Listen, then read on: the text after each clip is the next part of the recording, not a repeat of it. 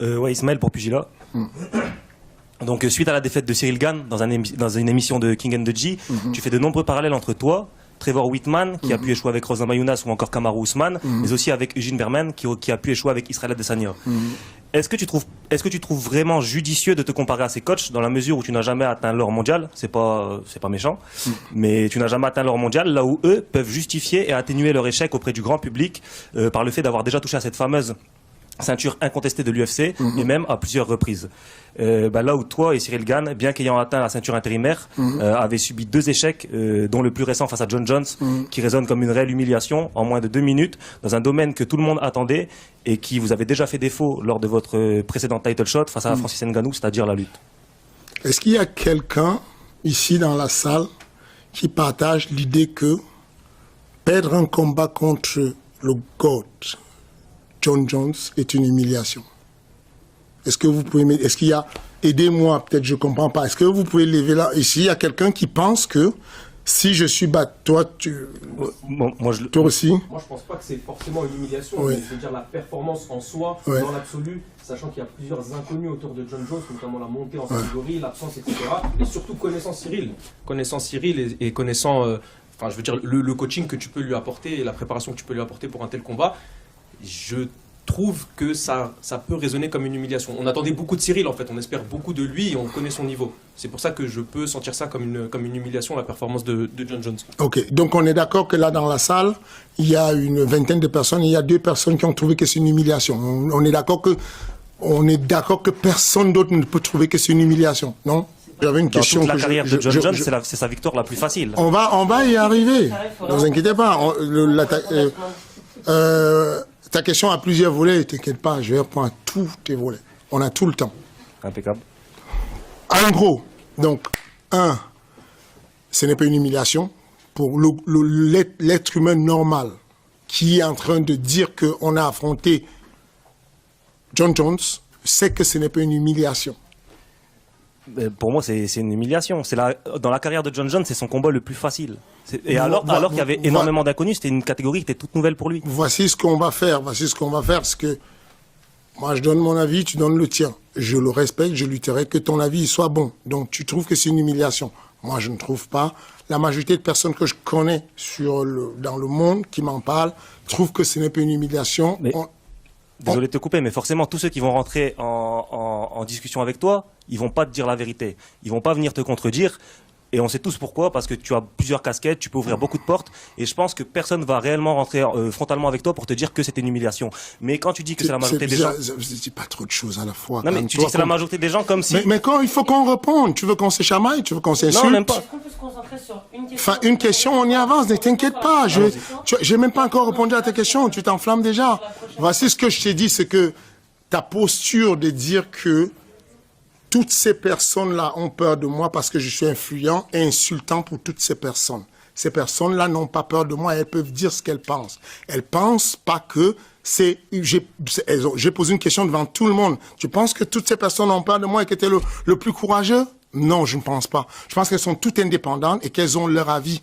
Tu veux que je respecte ton avis. Tu souhaites qu'on respecte ton avis, respecte l'avis des autres. Il y a des personnes là autour de toi qui trouvent que tu n'as pas raison. On est en majorité à penser que ce n'est pas une humiliation de perdre contre John Jones. Tu as la liberté, tu as raison de garder ton pouvoir et de dire, moi, perso, je pense que c'est une humiliation. Ça, c'est ta responsabilité. C'est bon, ça, ce sujet-là? On peut avancer maintenant? C'était quoi l'autre volet de ta question? Est-ce que tu trouves judicieux de te comparer à ces coachs tels que Trevor Whitman? Ok, on va y aller. Alors, la première des choses, c'est que je ne me compare pas à Trevor Whitman. Je ne me compare pas à Trevor Whitman, je pose un sujet. Je pose un sujet qui est simple. De dire, Trevor Whitman, Cyril Gane a perdu 2 combats sur une carrière. Ok? Dans l'année 2023, et l'année 2022, tu juges que je suis probablement le pire entraîneur qui ait jamais existé. C'est une question que tu as posée c'est une question posée. C'est le titre de ton sujet, c'est ça ou pas? C'était beaucoup de remarques disaient que tu étais le pire coach. Non, moi, j'ai posé toi, le sujet. Tu dis quoi? Toi, tu as posé quoi comme question? Non, bien sûr que tu n'es pas le pire coach. Non, Il y a des toi, ton titre de ton sujet, c'était quoi? C'était... Fernand, pire coach, point d'interrogation. Merci. Très important, le point d'interrogation. Pourquoi on débat depuis tout à l'heure? Tu dis exactement ce que je dis, tu veux esquiver. Reste dessus. Tu as dit que j'étais probablement le pire coach. Tu posais la question. Du coup, ma question est celle-ci, c'est que je dis, en quoi je deviens le pire coach quand dans une année de 2022-2023, je vais à Bercy avec mon équipe, on a 3 victoires avec 3 mecs à l'UFC. OK? William Gomis, Nassoudine Mavov, Cyril Gane. On a une carrière avec Cyril Gane de 13 combats. Sur les 13 combats, il en perd 2. Je te dis juste que venons à la relativité. Je ne me compare pas à eux. Je te dis que dans leurs pays respectifs, Eugène Berman en Australie est respecté comme un grand coach, alors que en écart de 2 années, il a perdu 2 ceintures avec Israël Adesanya. Je ne reviens pas sur son background et ce qu'il a fait. Moi, je ne reviens pas sur mon background, ce que j'ai fait. J'ai eu des ceintures avec des gars au Cage Warrior, au Bellator, j'ai eu des titres dans ma vie, mais je ne reviens pas dessus. Je te dis juste que là, dans la temporalité de 2022-2023, tu te poses la question si je serais le pire coach du monde. Et je t'ai dit que dans l'année 2022, il y a un coach qui s'appelle Trevor Wittman qui perd une ceinture en welterweight avec Ousmane Camaro, qui perd une ceinture avec Rose Namajunas, qui perd une ceinture avec Justin Gaethje, qui perd une athlète qui était douée et qui est considérée comme le futur chez les featherweight, qui est Aspen Ladd et qui va signer au PFL. Je me pose la question. Je dis juste, je demande aux autres personnes, allez regarder ce qui se passe et dites-moi, à votre avis, est-ce que c'est normal que Trevor Wittman aux États-Unis est toujours considéré comme un très grand coach, que Eugène Breman que soit toujours considéré, que moi, dans le pays où j'exerce, on se pose la question, tu te poses la question si je serais le pire coach du monde. Là où je pense qu'il y a une différence, c'est que ces coachs que tu cites, ils ont perdu généralement sur des upsets et pas sur des, comme je l'ai dit dans la 3e volet de la question, pas sur des game plans pas sur des aspects du combat où tout le monde s'y attendait. Ils ont perdu sur des upsets. On pense à Kamaru Usman avec Leon Edwards, on pense à Israël Adesanya qui se fait connecter dans le dernier round. Donc c'est pas pareil que la défaite de Cyril Gane. Du coup, j'ai envie de me poser la question, c'est quoi un upset? On a démarré la conversation, il y a tout le monde dans la salle qui a dit on ne s'y attendait pas, c'est une grosse surprise. La définition de l'upset, c'est quand c'est surprenant. Qu'est-ce que tu me racontes? Parce que l'upset, tu viens exactement de dire qu'on a perdu par upset en disant ce que tu dis.